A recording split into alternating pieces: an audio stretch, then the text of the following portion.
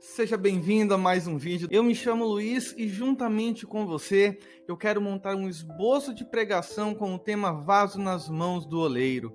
Este tema foi sugerido por um dos nossos inscritos, o nosso amado irmão Denildo Monteiro. Que Deus abençoe a vida dele em nome de Jesus. E se você gostaria que eu trouxesse algum esboço de pregação sobre algum tema, texto ou versículo específico, escreva nos comentários e assim que possível eu trarei um esboço de pregação para te ajudar no seu ministério.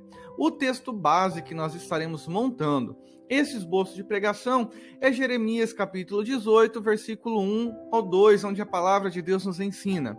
A palavra do Senhor que veio a Jeremias dizendo: levanta-te e desce à casa do oleiro, e lá te farei ouvir as minhas palavras.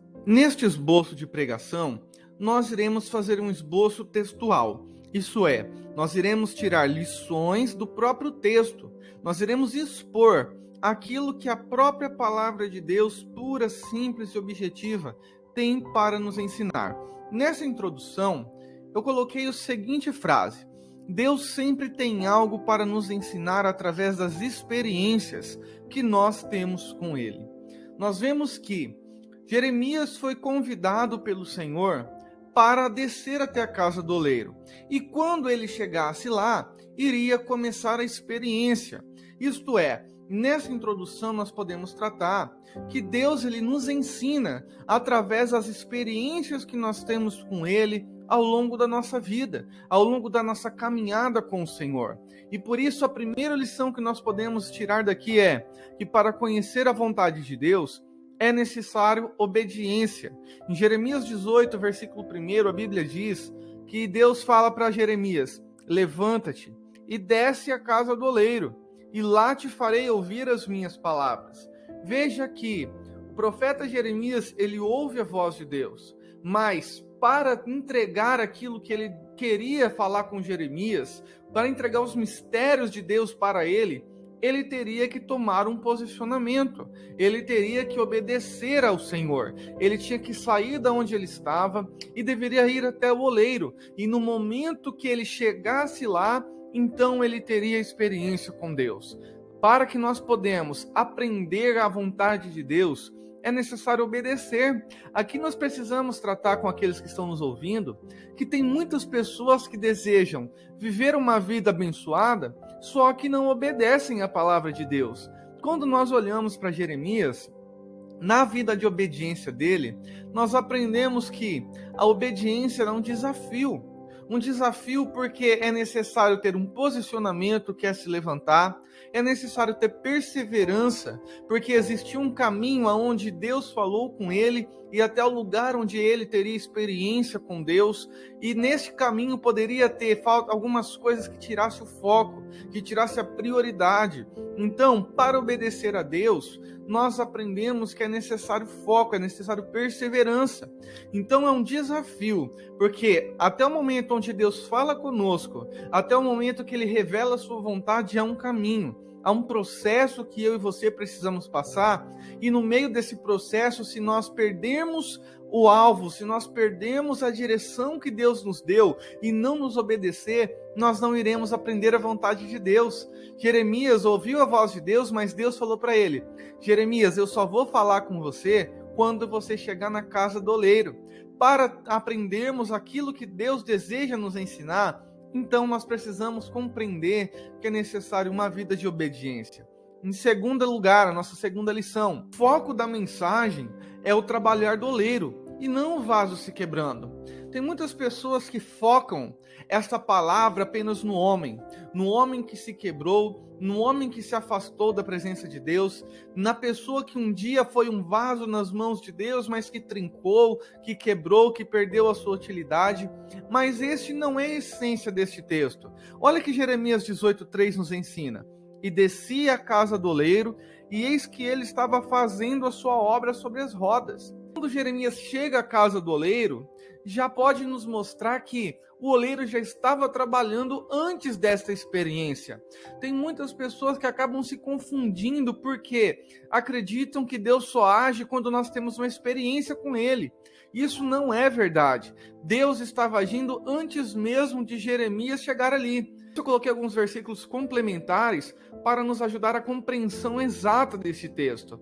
Veja que em João capítulo 5, versículo 17, Jesus diz assim: E Jesus lhes respondeu: Meu Pai trabalha até agora, e eu trabalho também. Aqui Jesus estava dizendo que a obra do Pai, ela é contínua, ela não é momentânea. O trabalhar de Deus não é apenas quando o vaso se quebra. O trabalhar de Deus estava antes mesmo do vaso se quebrar, no momento que o vaso se quebrou e depois que o vaso se quebrou. O trabalhar de Deus na vida de alguém é algo contínuo. Antes mesmo, muitas vezes, de nós conhecermos ao Senhor, já há uma operação de Deus. Então, o foco dessa mensagem não é o homem, mas sim o trabalhar de um Deus misericordioso, o trabalhar de um Deus que, não importa a situação que nós estamos vivendo, Ele tem o controle de tudo e sabe nos moldar, sabe nos transformar, porque Ele é perito naquilo que Ele faz. O segundo texto é Filipenses capítulo 1, versículo 6, que diz que, tendo por certo isto mesmo, que aquele que em vós começou a boa obra, a aperfeiçoará até o dia de Jesus Cristo.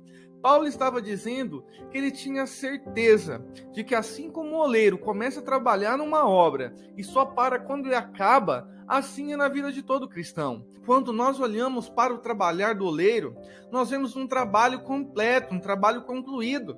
Ele não se deixa parar o seu trabalho só porque houve imprevisto. O Pai sabe trabalhar em todos os momentos da nossa vida. Nada sai do controle dele. Quando Jeremias encontra o oleiro e ele vê o oleiro trabalhando sobre o vaso, ele consegue perceber um cuidado de um Deus que tem o controle sobre todas as coisas. Aqui então nós podemos tirar a nossa terceira lição. O oleiro não abandona sua obra porque teve um contratempo.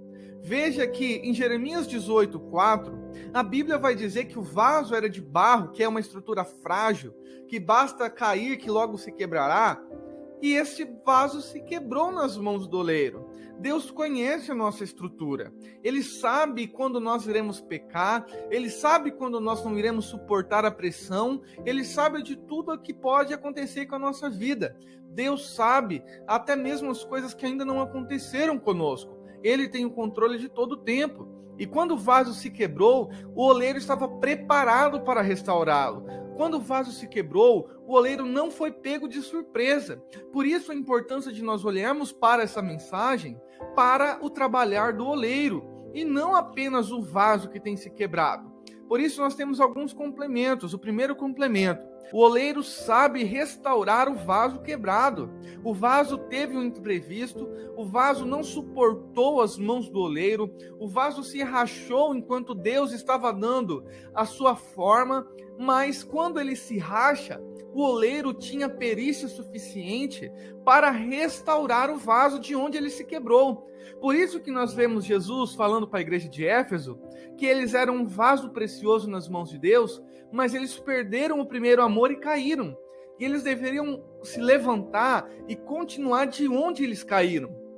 Quando o oleiro, ele pega o vaso quebrado, ele não faz de novo do começo, ele começa a restaurar do ponto que esse vaso se quebrou. Veja que há uma continuidade na obra, não apenas um recomeço. Nosso Deus é um Deus de recomeços, mas Ele nos permite recomeçar de onde nós caímos, e não do começo onde nós demos o primeiro passo na fé.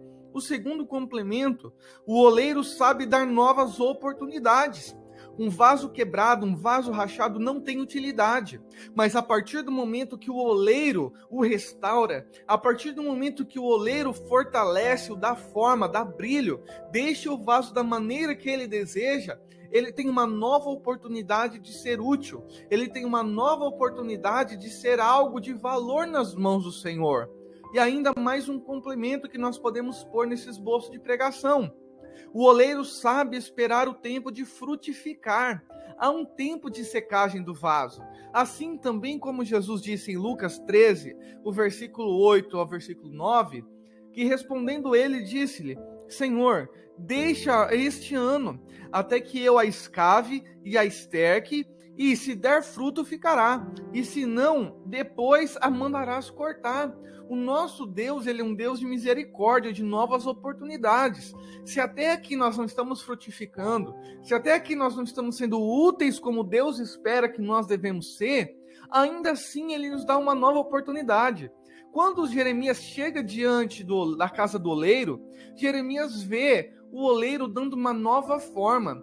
O vaso, ele não foi desperdiçado. O barro não foi deixado de lado. Deus não nos descarta quando nós quebramos as mãos dele. Mas quando nós permanecemos nas mãos do Senhor, ainda que pareça que haja um contratempo, Deus, ele consegue nos restaurar.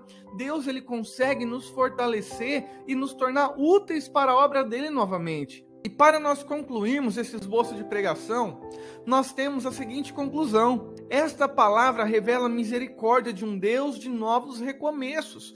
Olha o que Deus fala em Jeremias 18, versículo 6.